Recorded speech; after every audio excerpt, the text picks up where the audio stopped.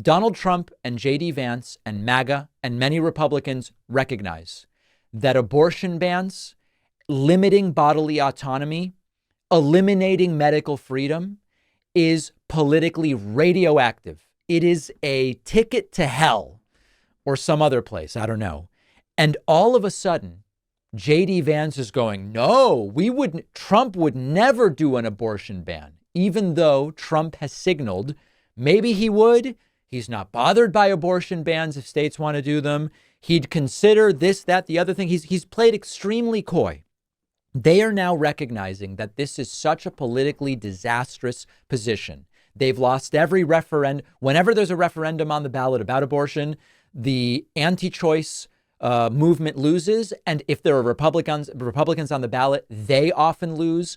The reframing of the Democratic Party as the party of freedom at the DNC has worked brilliantly to terrify these people. So now when JD Vance was asked during this completely farcical interview with Kristen Welker on NBC News, can you tell me that Trump would not sign an abortion ban? JD Vance acts like it's obvious that he and Trump would never support an abortion ban, despite the fact that they've been playing coy with it for what's most politically advantageous for a long time now. Democrats made the case this week and beyond this week that Donald Trump, if elected, will impose a federal ban on abortion if he wins. Now, Donald Trump says he won't, but can you commit, Senator, sitting right here with me today, that if you and Donald Trump are elected, that you will not impose a federal ban on abortion? I can absolutely commit that, Kristen. Wow. Donald Trump has been as clear about that as possible. I think it's important to step back and say, what has Donald Trump actually said on the abortion question, and how is it different from what he has said? I will sell whatever they want to the highest bidder.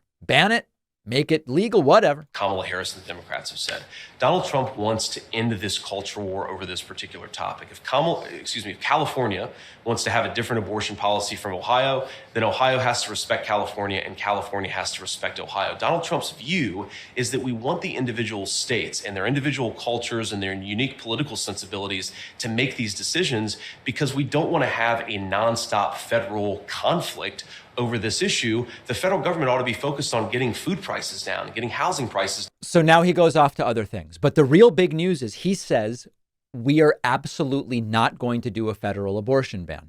Now, I believe that that may well be the position they are coming around to because they've realized that this anti-freedom view on women's bodily autonomy and medical freedom has been a disaster for them.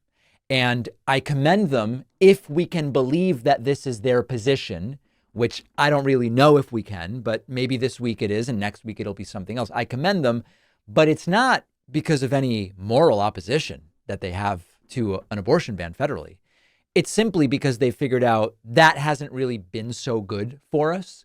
And in reality, they're probably hoping that it never even comes before them. But the fact that JD Vance he lies all the time. He's probably lying now.